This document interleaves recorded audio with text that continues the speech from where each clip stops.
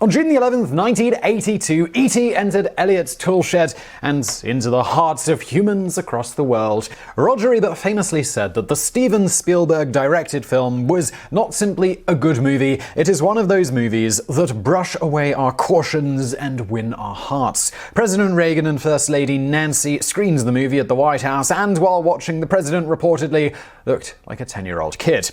It was reported that Princess Diana cried while watching The Lovable Alien. It made nearly $800 million at the box office. Adjusted for inflation, that's nearly $2 billion today, making it the highest-grossing movie ever at the time. In every sense of the word, E.T. the Extra-Terrestrial was a phenomenon and a money-making machine in a variety of ways. Atari was founded almost exactly 10 years before the release of E.T. on June 27, 1972 by Nolan Bushnell, the same gentleman who founded Chuck E. Cheese Pizza Time, by the way, as well as Ted Dabney. Only 3 months later, the company installed their first Pong arcade game, originally meant to be simply a training exercise for Alan Alcorn and not to be released to the public, in a bar in Sunnyvale, California, called Andy Capp's Tavern.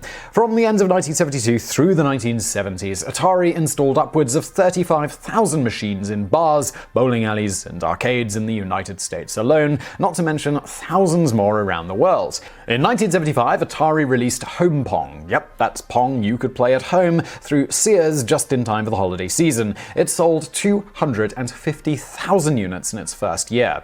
Not long after, in 1976, Bushnell sold Atari to Warner Communications for somewhere in the ballpark of $28 million, which is about $120 million today. By the end of the 1970s, Atari was trying to figure out a way to consolidate all of their arcade games and separate themselves from their competitors. The Atari VCS, later named the Atari 2600, was released in October 1977, but very poor marketing, and the price point, $199, equivalent to almost $800 today, made it a rather slow seller. In addition, at first, many people didn't understand you could play other games besides the various derivatives of Pong on the Atari 2600. However, with the release of Space Invaders, licensed through the company Taito in 1980, the 2600 became a hit. Soon, a series of other games like Adventure, Pitfall, Pele Soccer, and Superman continued to skyrocket sales, eventually hitting 10 million consoles sold by 1982. The Atari 2600 was now the most popular home entertainment system ever produced, holding an approximately 80% market share. According to the book All Your Base Belong to Us, it was actually 1981, a year before E.T. the movie was released, that Steve Ross, Steven Spielberg, and Universal began negotiating the licensing rights to turn the movie into an Atari game. The film was released in the very beginning of June 1982, and the deal was finally signed, with Atari paying a record-breaking $25 million, about $63 million today, for the rights to make the game.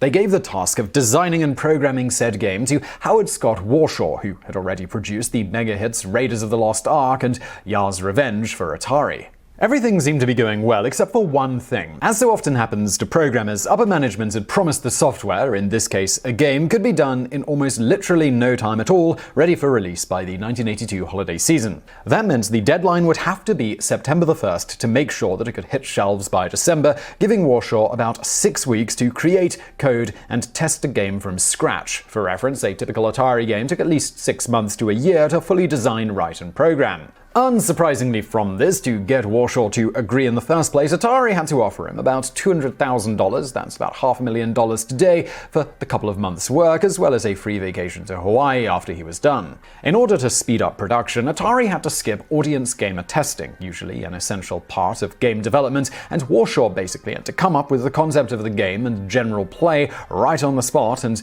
just get coding on day one. Amazingly, Atari actually managed to create a workable game by the deadline, and E.T. the Extra-Terrestrial for the Atari 2600 was released to the world in December of 1982 for $39.95, which, accounting for inflation, is about $100 today. With the hype around the game and Atari's anticipation that it was going to be a hit, they produced 4 million copies, thus assuming that roughly half of all console owners would buy it. Unfortunately for them, the reviews were horrible. Words like convoluted, primitive, and monotonous were often used. Coming from first-hand experience from both the author and co-author of this piece, having played the game recently in preparation for this very video, that's actually pretty accurate. For those who haven't wasted moments of their life on this game, the gameplay mostly involved players controlling E.T. E.T. and his extending neck as he floats between especially crappy-looking green spaces. Of course, the object here is to help E.T. phone home via collecting pieces of a phone as well as Reese's Pieces for energy. Players have to do all of this while avoiding the adults. Should you manage to get the 3 pieces of the phone and phone home, then you must get to the ship which comes to retrieve you within an allotted time slot. If you do, your prize for winning is to play the game exactly as it was before, except now the phone pieces are in different places than they were before. Beyond the game being a steaming pile of something vaguely brown and smelly, by the time it was released in December, it was a full 6 months after the movie was released. Consumers naturally were getting E.T. fatigue. Miraculously, the game did sell 1.5 million copies thanks to the holidays and parents and grandparents buying it for their kids. The problem was that this was nowhere near the 4 million copies that Atari had created, and very soon a huge amount of those that had been sold were being returned.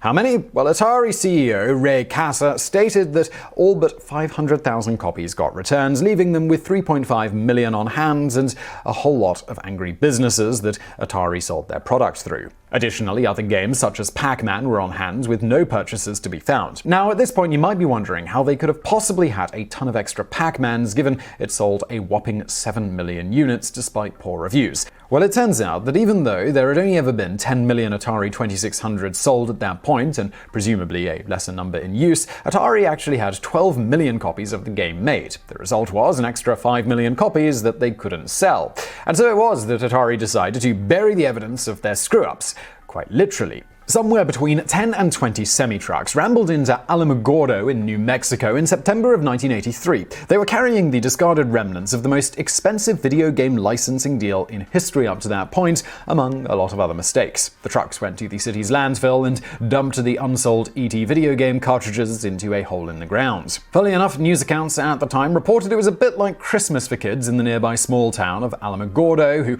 went out excavating to score copies of various Atari products. To try to stop the kids digging, it's noted in a New York Times article from September 28, 1983, guards kept reporters and spectators away from the area yesterday as workers poured concrete over the dumped merchandise.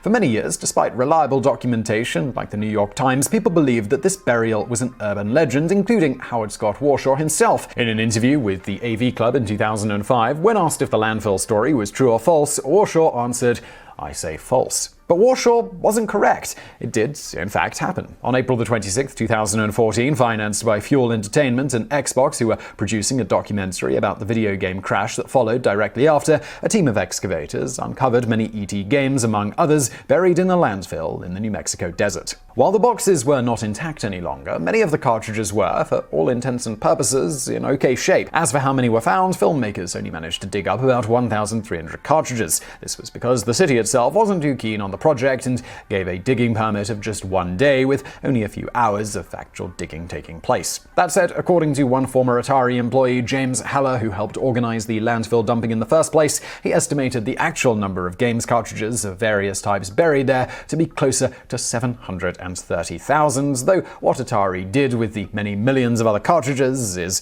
anybody's guess. Surprisingly, of the recovered games from the landfill, the city was able to auction off about 900 of them, earning a gross profit of $107,930.15 in the process. Atari was never the same after the E.T. flop, which was the pinnacle of a series of missteps by the company's management, with this one not only costing an incredible amount of money, but also permanently damaging consumer and industry trust in the brand. Unfortunately for them, this occurred simultaneously to other games consoles starting to capture the market with more innovative products and better games. And of course, there was also that video game crash that came directly thereafter. As Warshaw put it in an AV Club interview, Atari's a company that goes from the most expensive and successful company in American history to the fastest failing company in American history. They went from nothing to $2 billion in sales in just a couple of years, and then the next year they lost $500 million. Another game that was popular and vies for the worst game of all time is another 1982 Atari title called Beat 'em and Eat 'em. Was this perhaps a game where you beat some characters or animals and then ate them? Well, no, it turns out that this was just a game where you play two women who just so happened to be sans clothes and standing on a street corner. Not as dark as you might expect given the title and the description we just gave. Instead, above the women, on a rooftop, is a man who, well, we'll just say that he shoots a certain whitish substance at them from his happy place. Your job as the women is to catch said substance in your mouth. Think Space Invaders, but actually trying to catch the aliens instead of shoot or avoid them. Should you miss any, you lose, and the round is played again, though after 4 misses, the game is over. Should you catch it all, you get to observe the pixelated women happily licking their lips, and then you proceed to the next round with everything happening faster.